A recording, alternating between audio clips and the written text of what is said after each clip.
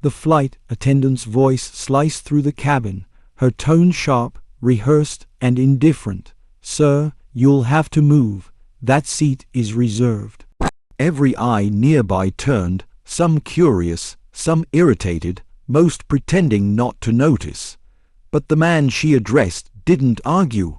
He simply lifted his gaze, weathered and calm, eyes the color of steel dulled by storms. A veteran's eyes, though most aboard didn't yet know it. The seat he occupied was near the front, one of those rows with extra space, easier for legs that had carried him through deserts and mountains, now stiff and scarred by time. His knuckles rested on the handle of a cane polished smooth by years of quiet use. He didn't speak. He didn't protest. He just began to move, shoulders heavy, cane tapping once against the carpeted floor of the aircraft. The sound was small, but in the silence of judgment, it carried like thunder. Passengers looked away. A few shifted uncomfortably in their seats, but no one said a word. That silence, thick, complicit, pressed in on him like the weight of 1,000 unspoken dismissals. 9 minutes later, the cockpit door opened. The entire cabin stilled. The pilot stepped out, uniform pressed, face steady, but eyes burning with something deeper. He halted in the narrow aisle, facing the man who now sat cramped, folded into a seat far less forgiving to his frame. And then the pilot saluted. The gesture was sharp, reverent, unwavering. Time froze. A gasp rippled through the passengers, not loud, but collective, like air being sucked from the room. The veteran did not move at first. His hand trembled faintly on the cane, as though memory itself were pulling him back through decades of battles fought not only abroad but within. Slowly, with a dignity carved into his bones, he lifted his own hand, returning the salute with quiet strength. Only then did the story begin to unfold in the eyes of everyone watching. He had been born into silence, raised in a town that overlooked its own heroes. A boy who grew into a man while the world tore itself apart. He had carried packs heavier than his body should have borne, trudged across landscapes that smelled of sand baked in relentless sun, or mud thick with the stench of war. His ears had once rung with the roar of engines, the percussion of shells, the shouts of brothers who became family in fire and blood.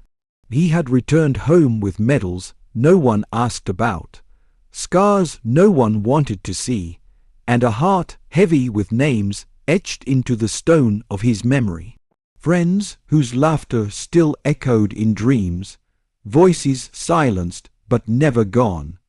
His days now were quieter, but the silence carried its own battles.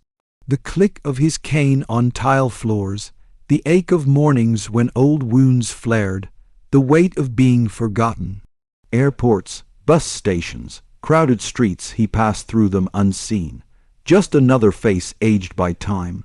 But here, in this airplane, he had been seen not for his service, but as an inconvenience, a rule enforced with clipped words and a pointed finger. The flight attendant hadn't meant harm. She had simply followed orders, as she had been trained to do. But rules without compassion can cut deeper than knives. Around him, passengers shifted again, the silence now different, uneasy, self-aware. Some glanced at the cane, at the lines carved into his weathered hands, at the posture of a man who carried the invisible weight of worlds. The veteran didn't lash out.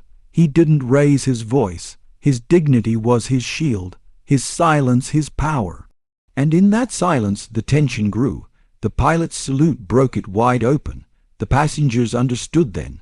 This was no ordinary traveler. This was a man who had once defended skies just like these, who had walked willingly into danger so others could remain safe in the comfort they now enjoyed. "Sir," the pilot said, voice steady yet reverent, "that seat is yours, always was, always will be." The words fell into the cabin like a stone into still water, sending ripples through every soul aboard. Some bowed their heads, others pressed hands against lips, ashamed of their earlier silence. The veteran blinked, his throat tightening. He had heard orders shouted across battlefields, commands barked through radios, but this was not an order. This was recognition. This was respect. Slowly he rose. The cane tapped once more, softer now, less burdened. The pilot extended his hand, not as captain of the aircraft, but as a fellow soldier saluting a brother.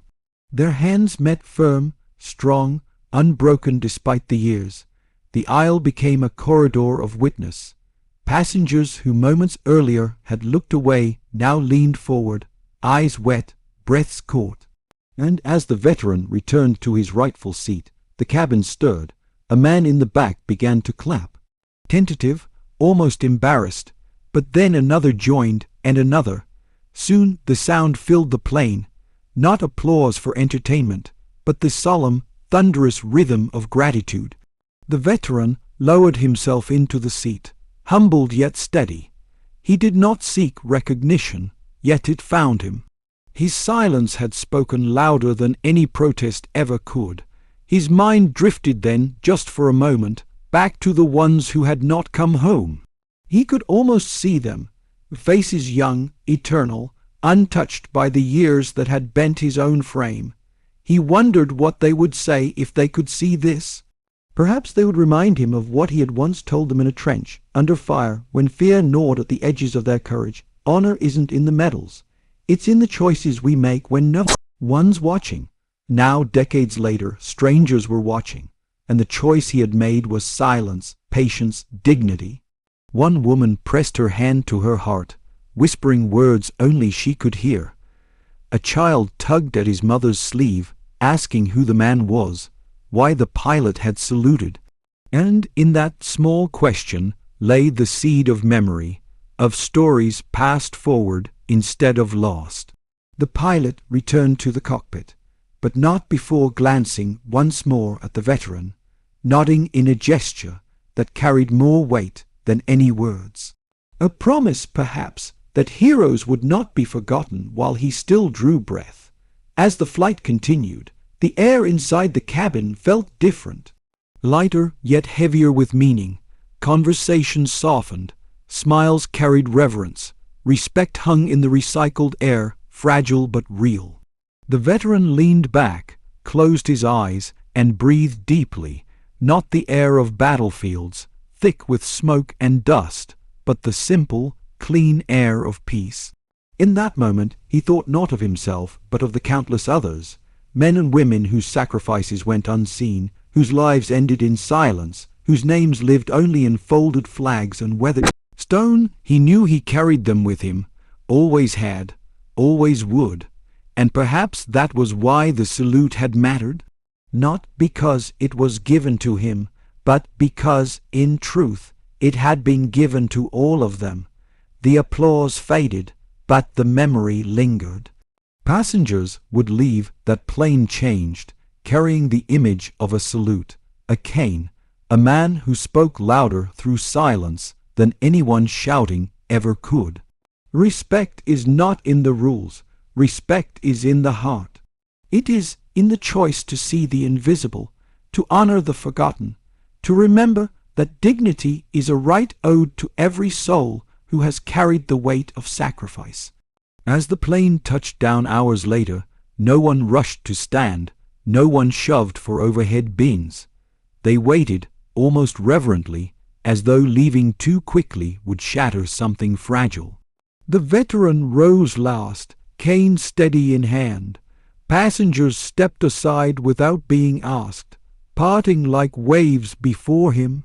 Some nodded, some whispered thanks, some simply looked on, eyes shining with gratitude they could not fully put into words. He did not seek attention. He only sought to walk forward. And as he did, the quiet hum of respect followed him down the aisle, out the door, and into the wide world beyond. A hero does not always roar. Sometimes a hero is a man who answers disrespect with silence, judgment with patience, and indifference with unshakable dignity. And sometimes the world remembers. If you've watched this far, remember this: respect costs nothing, yet it carries the weight of eternity. In your own life, you will meet silent heroes at airports, in grocery lines, in quiet neighborhoods. Look closely, see them, honor them, because their battles were fought long before you ever knew their names. Where are you watching from today? Share your thoughts below and let us know what this story meant to you. And if you believe that dignity, respect, and unseen courage should never be forgotten, subscribe for more stories that remind us all of the silent heroes among us.